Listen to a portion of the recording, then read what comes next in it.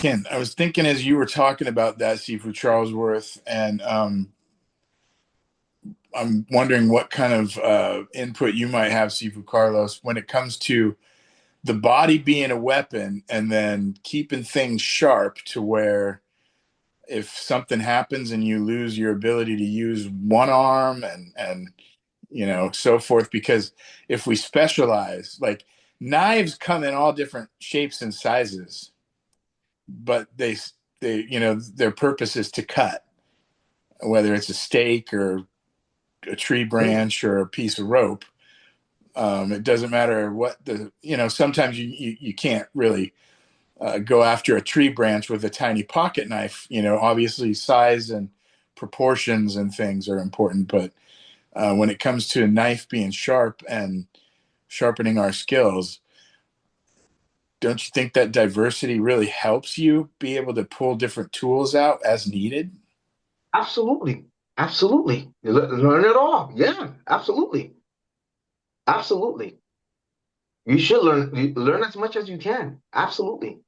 Now, in the process of all that, do you have obviously everyone's different, and we're all going to find when we're training that certain things work better or worse for each of us, and you find that you absorb things more quickly for different reasons, or you latch onto things and you say, hey, this one really works for me.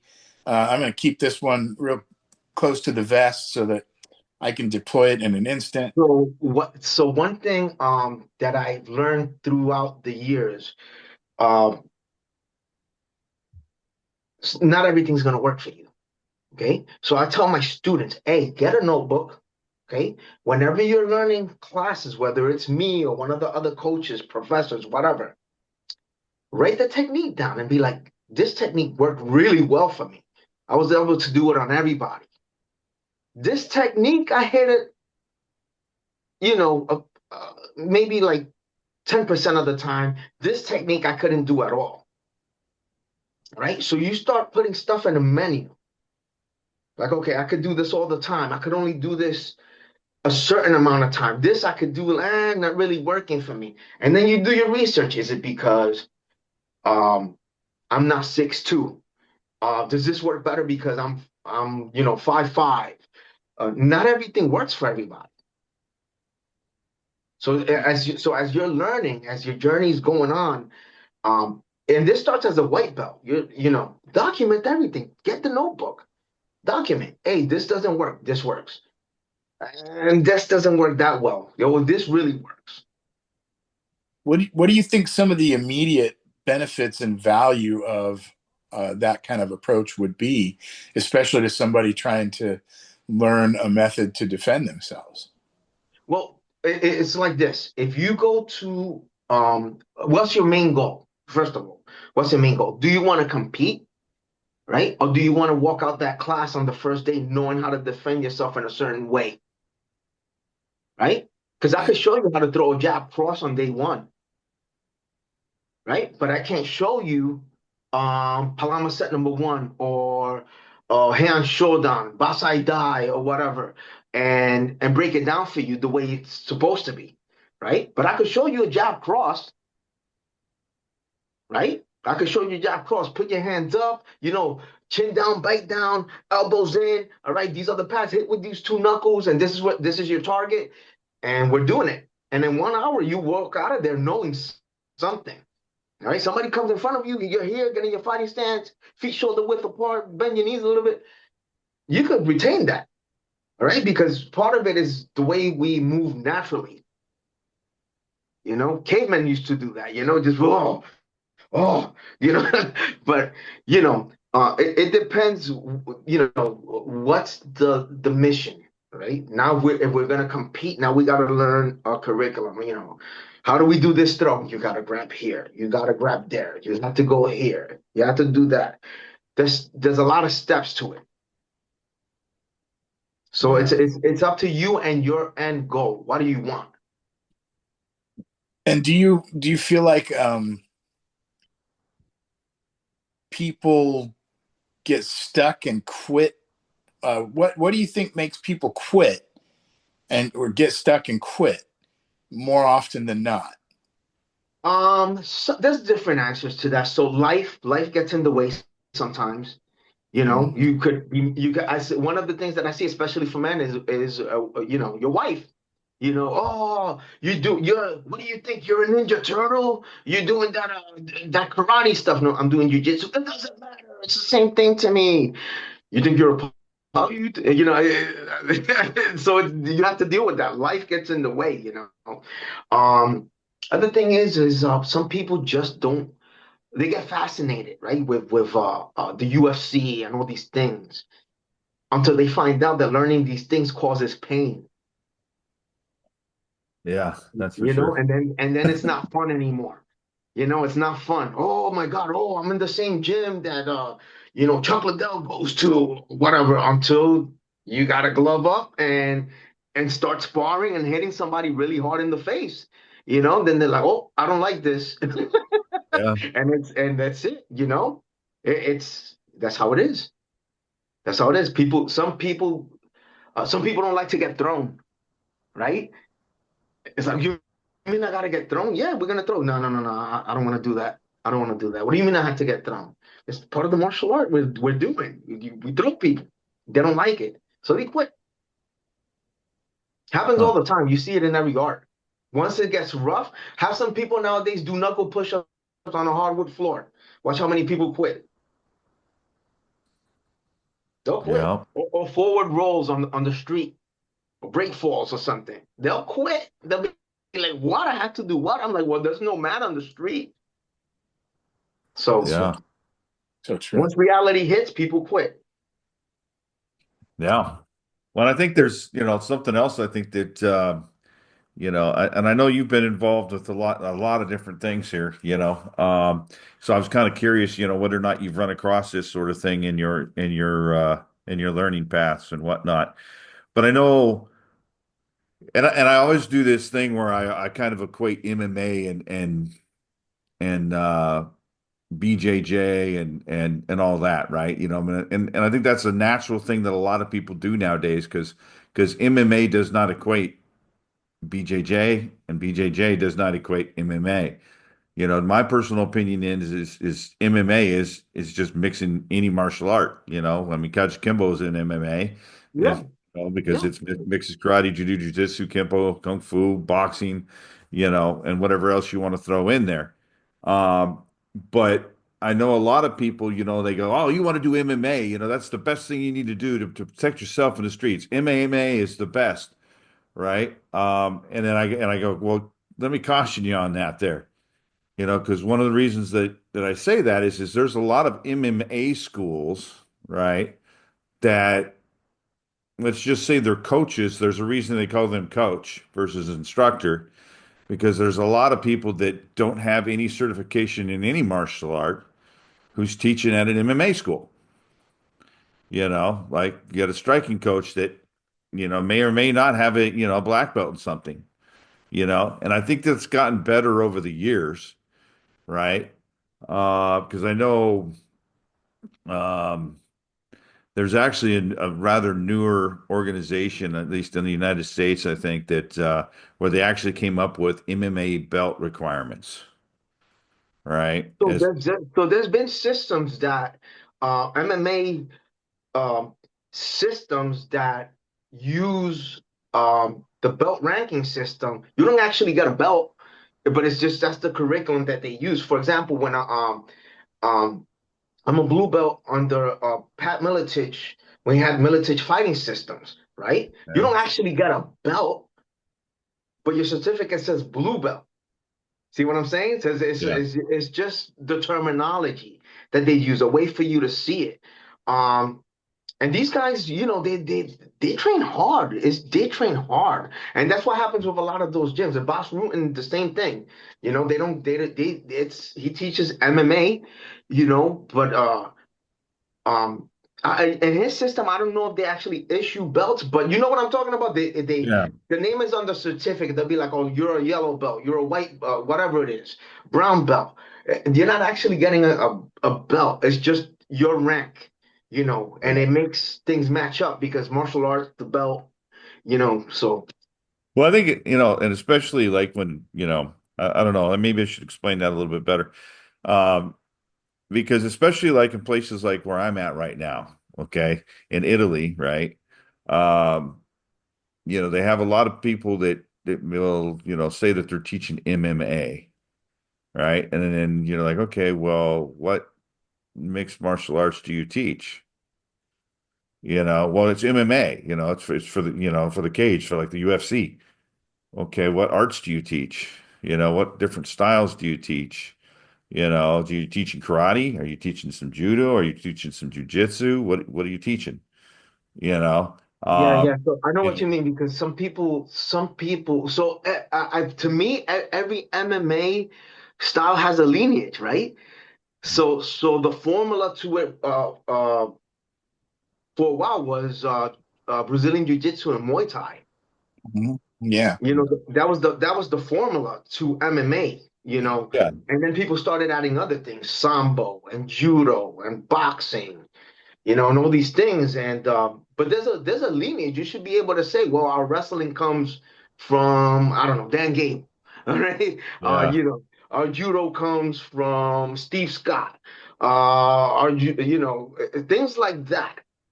You know, yeah. it, 'Cause, I it, mean, like in the States, it's a little easier. I mean, like, if you go to the pit, John Hackleman, you know who yeah, he is, right? And yeah, well, you know him because you trained with him, but that he, his style was based off of his Kajukenbo, right? yeah, yep. And, I think he did some boxing and things like that too, He did right? But boxing and kickboxing, yes. yeah. And so he took a, but, he even, watching some of the videos that he's made and stuff, he even said that he didn't feel comfortable calling it Kajukenbo because he took out the katas, he took out all the grab arts, all the punch counters, Yeah, and basically was just going with the, oh God, I don't know how he explained it, but a lot of it was just the animal spirit of how we fight, and the principles that kind of we use when we're actually fighting, right? So where he's coming from, right? But there are some schools, where you might just have, a guy that's, really good at wrestling. He was a high school state champion or something, right? Being one of your grappling coaches, right? yep. Uh, you may have, somebody who's, got some judo experience, but they're not necessarily a black belt in judo, Mhm. teaching, throws and things like that. So, that was my point, was kind of not necessarily the lineage, so to speak, or but a lot of times the lack thereof, where, you just have people that are good at different things to get together and they teach all these different things that they put together to make an Right, MMA, you Well, know. well, wait a minute, guys. Wait a minute, gentlemen. Isn't that kind of how Kajukenbo started out? right? Yeah, yeah, Yeah, And then honestly, I'm gonna have to throw a bone out for MMA because I have a lot of respect. Okay, it reshaped, especially in America and probably worldwide, without a doubt, that MMA was a wake up call. And honestly, this brings me to a thought that I've had in my head for quite some time now. Um, my primary objective in martial arts training was to protect myself, self protection. I love all the artistic aspect of it, the the physical conditioning part of it really blessed my life. Um, and as well as I do, both of you guys, that there's a point where if you're training your body for so many years, some of that just doesn't, it sticks with you. So there's so many benefits to martial arts, but one thing I think MMA really helped us with was a weeding out. And what really blows my mind is how many traditional schools are still trying to sell stuff that doesn't necessarily work very well in a real violent that's situation. good. That's a good point because I tell people all these arts are wonderful, like the traditional arts, stuff like that. But you have to pressure test it against something else. Right? Yes. If you're a Wing Chun guy, go to a Muay Thai school and be like, hey, I want to use what I know against what you know. Let's see what works and what doesn't. And you saw that in the first UFC, yeah, right? Everybody was getting take all the traditional guys were getting, they didn't know how to answer it. And I it was like almost the first three or so, three or four maybe. yeah, By the second, third, and fourth, because the first one was just a lot of traditional styles, and then it started to taper off where, by episode 4 or 5, it's guys wearing speedos and knee yeah. guards. And started evolving. And then you know who came up with the gloves? It was Tank Abbott. Oh yeah, yeah. That's how the gloves evolved because Tank Abbott was the first one wearing that stuff. You know, yeah. So it's that was a great wake up call. And then so grappling was very, it was the one predominantly taking over the first few ones, and then Maurice Smith he started kicking ass with the kickboxing, and Yeah. that's when I think that was the turning point when everybody was like, oh, maybe we need to start learning kickboxing and Muay Thai and stuff like that. So that was like the turning point where everything was like. But I forgot the gentleman's name though. But there was one gentleman that won the championship with ninjutsu. Steve Jenham. I think it was Steve. Yeah, yeah, yeah. Yeah, He won the he's a championship. It's documented. It's on video. yeah. That was a Robert Bussey, Robert Bussy Warrior International, and then there was a Scott Morris was another guy. It was either Right? actually it Yeah. was Scott Morris was the first one to fight, I think, and then Steve Jenham came in after that. But both of those guys were in the Robert Bussey lineage. Now, that's another thing is there's so much stuff and so much ground to cover, and there's thoughts that just pop up in my head, and then we kind of shift course a little bit. But the thing is that I want to ask you, Carlos, what do you think about? It was a wake up call, but I still see. Do you think that MMA is going to continue to affect and shape traditional martial arts? And do you feel like, Every school should have an MMA program. You should train like that. You should train like that. You should train your stand up, train your wrestling, train your down on the ground, and bring it up. Kajukenbo. It's Kajukenbo. You should train every aspect of a fight. Every aspect of a fight. And MMA brought that to light. Look at it. You had these guys that were talking Japanese. Oh, I'm Grandmaster so and so, and they were translating on the bottom. I've been training since I was 8 years old. There's no way they're gonna beat me. They got taken down in 3 seconds. Right? That should tell you something. Like I need to go learn that. And one good example is Grandmaster Ron Van Cleef, right? Right? He came up in the Nisei Goju system, right, with Frank Ruiz and all these people, right? And then he went over there and he fought, right? And he's so humble that he started learning jujitsu, and he's a brown belt now in jujitsu. yeah, I can't remember what age was he when he got in the octagon. I think he was 50 when he did that. And, everybody can be a critic, but the thing is to look at the challenges that you have to overcome just to get there. Anyone who gets that far deserves serious credit. Absolutely. Yeah. What do you think keeps people from? I think traditional martial artists are kind of scared of. It hasn't really sunk in that because MMA almost crashed the karate school party. Yeah, yeah, because some of it's not working when it's needed. Yes, I've that's met so exactly it. many. I met so many people like that. They're like, "Oh, I got assaulted, and nothing that I've been doing for the past 20 years worked." Yeah. And it's the reality, right? One of the realities of that is people don't like to spar. People don't like randori. People don't like to get hit. They don't like to get thrown. And unless you do these things, which are a very important part of training, you're not gonna get to kick ass and defend yourself. You have to turn on that switch and what do they Yeah. say? That there's nothing worse for a bad guy than a good guy that turns into the bad guy. You Yeah, have to turn that switch on, and you have to fight for your life. And people don't train like that, and that's why people. Oh, I've been training for 20 years and nothing worked. Yeah, because you've been training with little kids. that is great. All you do It's, is kata. You have to get in there. You have to pressure test. You have to glove up. When I went to Hawaii, I got in with all these guys. Look, I train at 3 o'clock in the morning. I trained with Luke Como, Master Luke Como from the UFC. Right? He was in season 2 of The Ultimate Fighter. This is one of my good friends, and he's my MMA Muay Thai coach. 3 in the morning, and this video's posted and everything. Me and that man, we're in the UFC gym. We're in somebody else's Muay Thai gym. We're out in the park. We're kicking each other's ass. But this is no, you have to get in there and do this, all right, to know where you're at. You have to dig deep because when you get punched and when violence is in your face, you have to get violent too, or you're not going to survive. And a lot of people aren't ready for that. I don't care how high you build, you can have a 59-degree black belt, right? If you're not pressure testing your your martial art, you're dead. You're going to be dead. You're going to be dead.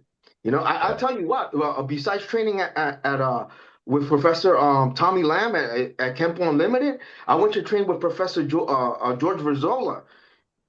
All right, and those guys are no joke. That's a heavy hitting class in Hawaii. We went at it. That's that, and that's the way you have to train. That's the way you're gonna survive. That's on video too. We're going at it. Let's go face to face. Let's go. Tit for tat. Bam, bam, bam, bam, bam, bam, bam, bam, bam, bam. And that's how you got to train.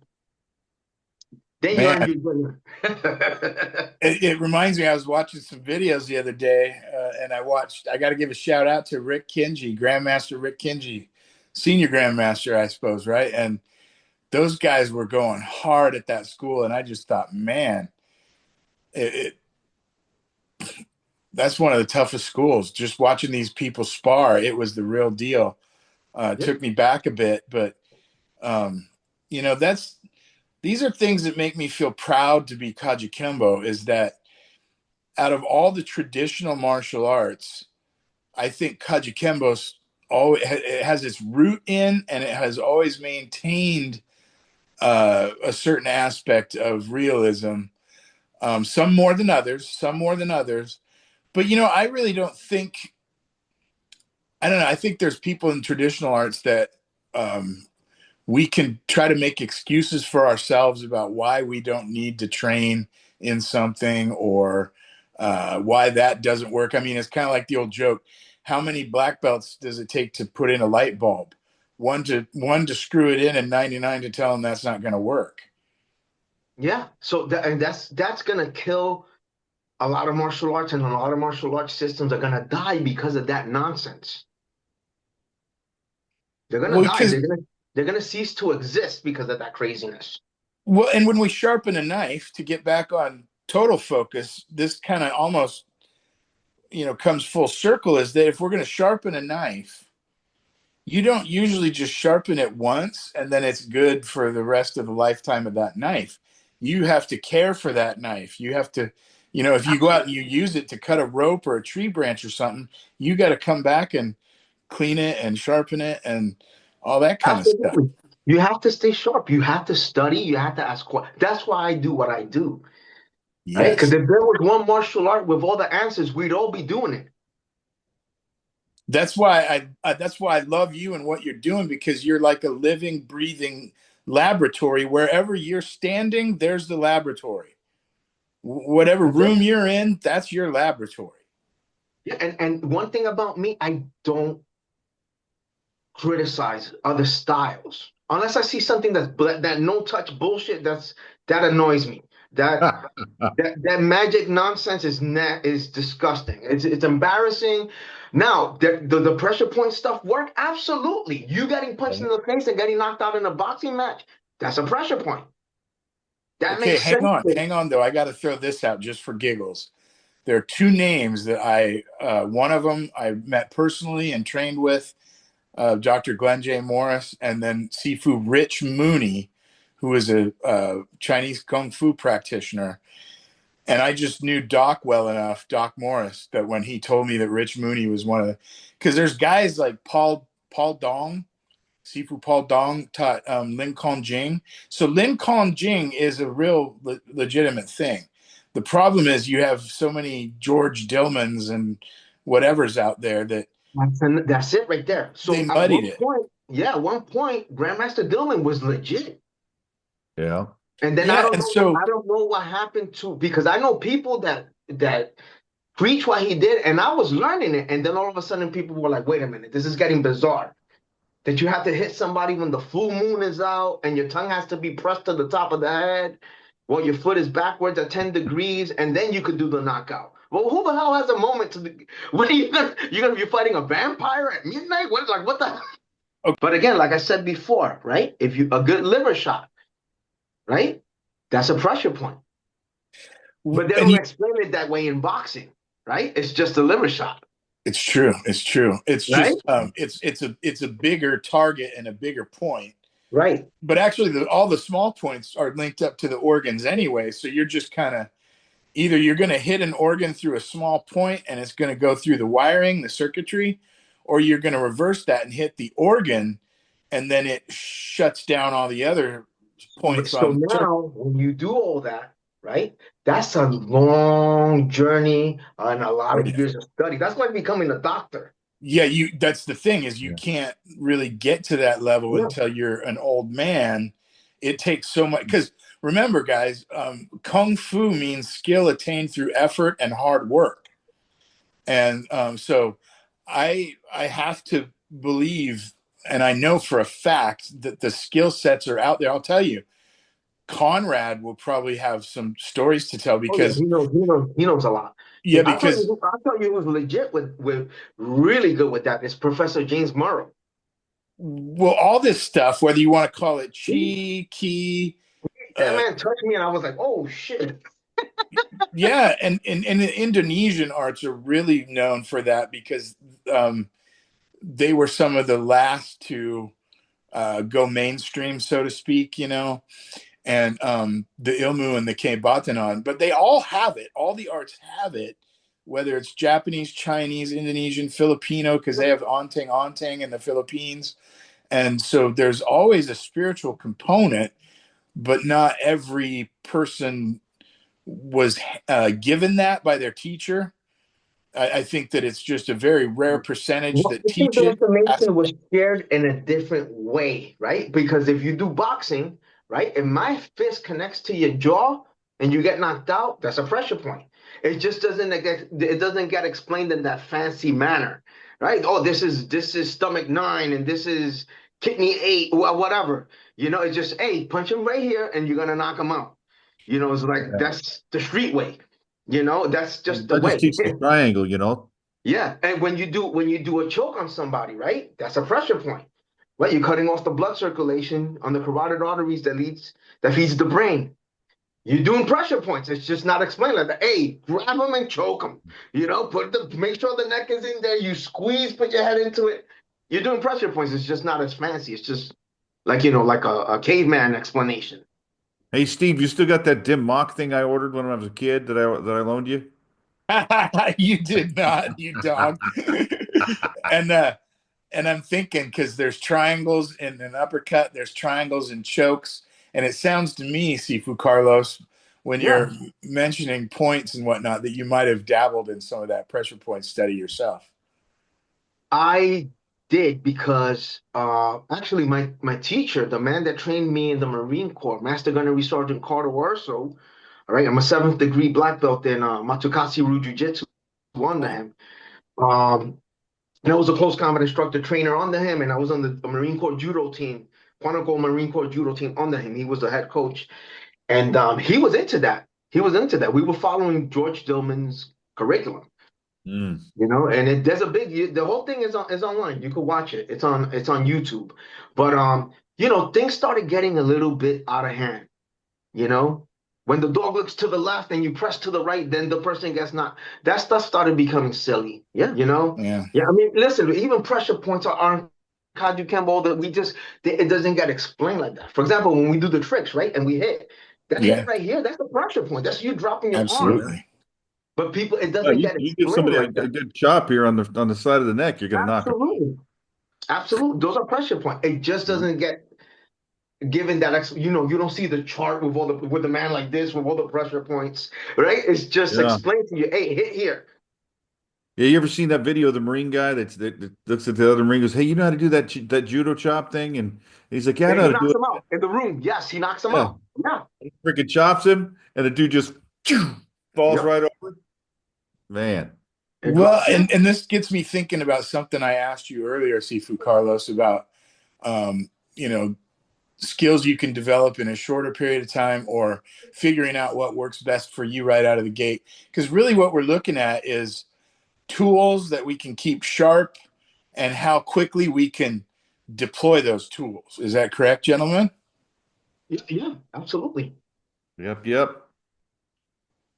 And so, what would you advise people? What kind of encouragement would you give to people who are listening in regards to that kind of mindset and training, like finding the tools that work fastest for you 99% of the time? Because my aim has always been personal safety. And I know that's a big part of your training, even though you're approaching it from a lot of different traditional based angles, you're still putting it together for for yourself so that it works for you and so that you can use it when you need to. And I think that in general applies to all of us to some degree or another. So how would you encourage others to do what you're doing and what you've been doing in those regards? So you have to shop around. All right. And one of the things is shopping around for what makes you happy, right? You have to be happy with a martial art. You're not just gonna walk into a gym and be like, oh, yeah, I'm gonna do this because that's what's there. Some places you don't have that luxury, right? They might have one martial arts school and it might be a jiu-jitsu school. That's the only thing within the last, within a 50-mile, 100-mile radius. That's where you have to go, right? Um, then you have to go there and learn, right? But if you could shop around and you have the time, shop around, see what works for you. For older people, honestly, I suggest get into jujitsu, get into boxing. All right, you can't go wrong with putting your hands up, right? Our drunk uncle teaches us how to do that in at a party, right? Put your hands up, punch here, punch here, punch here, punch here, right? And jujitsu is, I told you, I have 2-year-old kids. I have a 90-year-old man, and they're throwing, right? They're passing people's guards. They're getting up, properly getting up with their technical lift, get technical get up. They're doing chokes. So they're learning. They're learning now. When you have to get into a system where you have to learn forms, um, and all this other, curriculum, the whole curriculum, it turns into a different thing. Now you're learning something, you're learning an art. You have to invest yourself. But the thing is, are you gonna walk out? Can you walk out of there with something useful?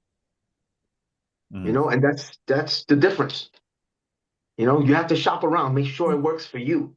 Well, okay, here's another really great question for you, sir. Because, okay, Sifu Charlesworth, Sifu Carlos, raise your hand if you've done online Zoom training.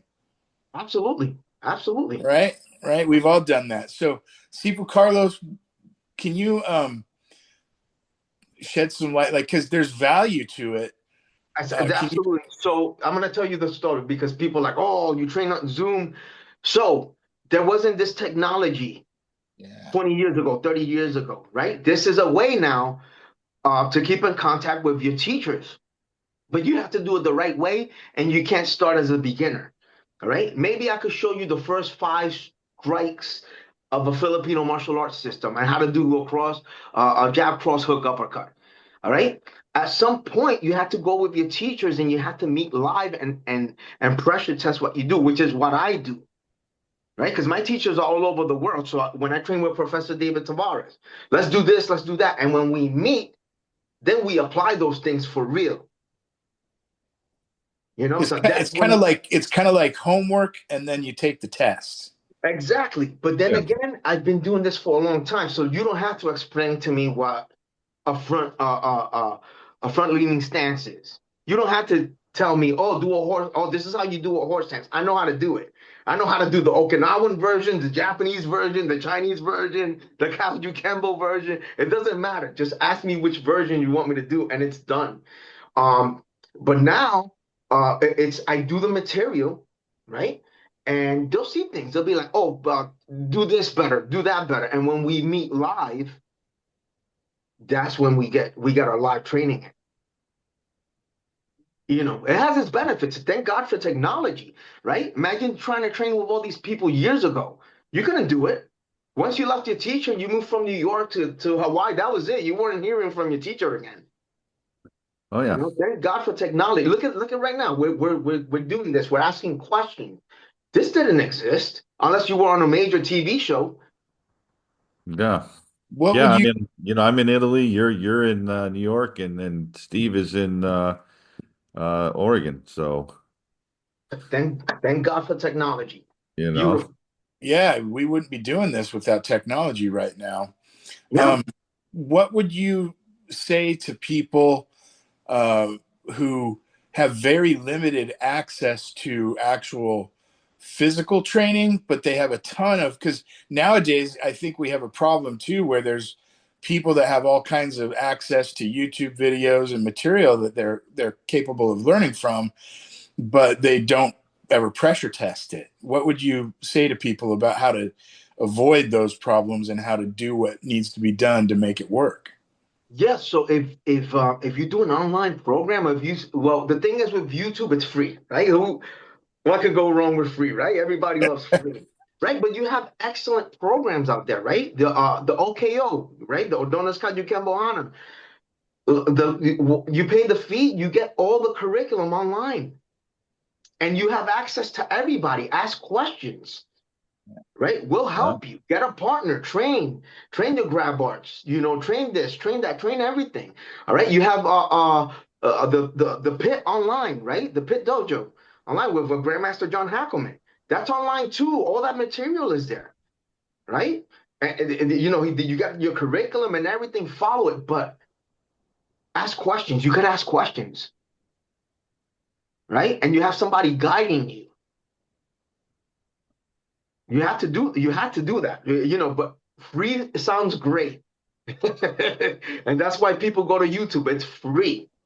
yeah. It's free. It's there. And they have some wonderful information. Go for it. Go research, research, research, research. But get with a good program. There's a lot of people like me. You could ask anybody. If you text me at 3 in the morning, at 3:05, you're gonna have an answer. And you're ready to train. And And I'm and ready to and train. I'll get up. I'll so get up. I'll put this out there. We're actually spearheading. We're on task with Senior Grandmaster Jimmy Willis um, to honor Senior Grandmaster Anthony Jimenez. We're looking at putting together something similar to what Great Grandmaster Groff has done with the OKO, because we've got all these people scattered internationally, and some of them just aren't up to speed. But a lot of these questions that we just touched on are really important, I think, for anyone, because nowadays we have so much information that's so readily available, whether it's free or you're paying a small fee to access it. Um, you can look at stuff all day long, but if you don't do something with it, it's never going to amount to anything. Yeah, you have to be obsessed. We have to be like a psychopath. Be obsessed with it and go search it and go do it and live it. Okay, hang on. Instead of becoming a psychopath, this crossed my mind because you said two things that stood out to me, Sifu. Uh, you have to love it. You have to really like what you're doing, and then I think stay hungry is a good way, because like if you love a certain food, you're always going to want to go get that food and eat it as much as you can. And if you could almost be full, but if that food is put in front of you, you're like, well, I'm always hungry for some of this, right? I mean, yeah, yeah, absolutely. Go eat it. Go eat it. And when you eat it, look, go eat some more. Um, the information's there. Go get it. It's up to you to be motivated. But again, with it, and there's so many things online, right? Um, Universities have online classes, right? People are getting degrees from Ivy League college, universities online, right? If they're doing it, Well, but those and You because we know? have all that, I think it's all great. But I think my real targeted question for you, sir, is how can somebody um, who has limited resources with physical training partners for whatever reason, like they live too far away, they're in the middle of nowhere, or they're just an introvert. I mean, like there's all these different reasons why somebody can make up an excuse for themselves or anyone else why they're not going beyond solo training, because we can only do so much solo training Yeah, yeah. and no. Unfortunately, it's some people that's all they have. You know, they could only do so much online, but maybe they don't have the means of flying, and meeting with their teachers live, and all they have is the online training. You know, I'm proud of them. They're doing something. Yeah. Maybe, So, and again, like I said, some people don't like to get hurt, right? So if I'm training with somebody, maybe that person's, wait a minute, I gotta get hit. Maybe they don't want to get hit. So that brings up another issue, and the other thing's liability, right? You go do something somebody online and you have a training partner, you knock them out. That's another problem. well, we're going to have a serious obstacle for any of us if we're not able to apply the techniques on a person in real time under pressure. So aside from going out into the woods to find a bear or a tiger to train with, Which I suggest that. yeah, I figured you would be on board. You're probably out there training with gorillas in the jungle, but besides something like that, what would you say to encourage someone who needs a training partner or needs to find a way to be able to get to that next phase? Find somebody, if that's the way that you're gonna go, if there's limited access, you're in, Montana up in the hills and there's nobody around, whatever. Find somebody that wants to do this with you. So you're both on board. You're not just grabbing somebody from the side. Hey, you have 5 minutes. Ask somebody that's there for the hour watching the lesson with you. Don't you think some of these social media groups and stuff might be a good way to find someone in your Sure, local absolutely. area? I have people all the time. Hey, I have questions. Can you go over this with me? Yeah, Yeah, sure. Why not? yeah. Why not? Yeah. I have one of my teachers. He's from India, right? Guru Bagani. He's from India, and the time that I have to train with him is my lunch break when I'm at work. So I Yeah. have a choice. Either I sleep, take my break and close my eyes for an hour because I work the night shift, or I train. So I have to do what I have to do. So that's my choice. Yeah.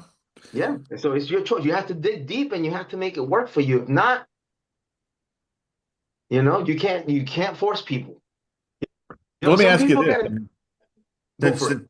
since since you've got, all this different experience training with all these different people, training all these different styles, training in, whether it be, via Zoom, via, you know, YouTube or, what have you, obviously I know you've told us that you follow up with these folks and you go train with them personally and everything else after the fact. Um, but let me ask you this about, uh, so somebody goes out and say you're a black belt in Kajukenbo, right? And okay, now you go out and you start learning some Brazilian Jiu-Jitsu, right? Should I start teaching that in my class before I get a black belt in it? No, I've seen some horror stories, and I can show videos. My God, please don't do that. Hire somebody that knows how to teach it properly, because some people do that, and because they don't know any better at their school, they drink the Kool-Aid. Oh, I'm going to teach you some Brazilian Jiu-Jitsu, and they believe that the wrong way that person is teaching it is the right way, and it's Hmm. not. Right? Hire somebody. Because I know Hire there's a lot somebody. of I'll people go out to your there that school do for that. free and I'll teach a class for free, just so people could be safe. I had one of my friends ask me, he's like, hey, can you come and teach a Brazilian Jiu-Jitsu class on my school? Because, I don't teach that. I said, sure, no problem. Absolutely. I'll go there and spend 2 or 3 hours with you guys. Yeah. Not a problem. But he went and he reached out to somebody who was a subject matter expert in that field. Yeah. So, and I guess that's just kind of really kind of one of the, um, it kind of goes along with the other half of that point where I've said there's also coaches out there that don't have certifications in anything, right? That are teaching as if they do, you know. So that, and just because I have a black belt in Kajukenbo, okay, I may know how to teach, my style to you, right? But that doesn't mean that what I'm learning over here from somebody else, I can turn around and teach that, Right, you right, know. right. Um, and that was just one of the thoughts that I'd had because I mean, maybe that's part of it is people just feel so free to share what they've learned and things like that that Yeah, they and that's I see that all the time. I see how so yeah growing up, um, in New York is notorious for that. You have a lot of people where they make up their own systems and styles. You yeah have that. They're all over the place, right? I met a gentleman I remember was a kid, and I'm like, "What's your system?" I forgot the name that he told me, but he was like, I'm like, asking questions, and he's like, "Oh, I'm self-taught." yeah I'm like, "What do you?" I'm like, I'm a kid. I'm like, "What do you mean? So you don't have a team?" No, no, no. I learned from watching movies and stuff. Yeah, this was a huh real answer that this man gave me. huh You know what though? And it's interesting because when we talk about things like certification, I think skill is more important than rank. But Mhm. then when we look at different professions, would you want to would you trust your case in court to a lawyer that didn't graduate law school? Would you trust your health to a doctor that didn't finish medical school? And then would you trust the health of your wife and children or something of, the someone you love in those hands, Yeah, because yeah. that's, So there's a lot of answers to that, right? It's like there was a what happened? It was not too long ago. There was a gentleman that he was autistic, and he took over the trains and the subways, oh, right? He was driving them, he was conducting them. Certain things happened. The trains were on time, right? People were getting to where they were supposed to get in a timely manner, yeah. all right? And he did that for a while until they caught him. Now, this guy was doing a better job than the people that were getting paid. You see what I'm saying? So it's like, so yeah, it's good to listen to that person with the certifications, but damn, you had this guy, he did a better job than the people that are getting paid. yeah So at what point do you say, "Oh, let me follow the guy that has 10,000 certificates, or let me follow this one guy that's really kicking ass?" Like Tank Abbott. Tank Abbott didn't have a martial arts, degree. His pit fighting. He was like, "Where did you learn how to fight?" In the bar, kicking people's asses. yeah That was his style, kicking ass, and he wrestled a yeah bit. But am I gonna not learn and take a fight advice from Tank Abbott? You know? yeah Kimbo sliced Yeah. I Kimbo got Slice too. Kimbo Slice was whipping people's asses. You Kimbo. know? I just watched Kimbo fight a few weeks ago. He rocked somebody.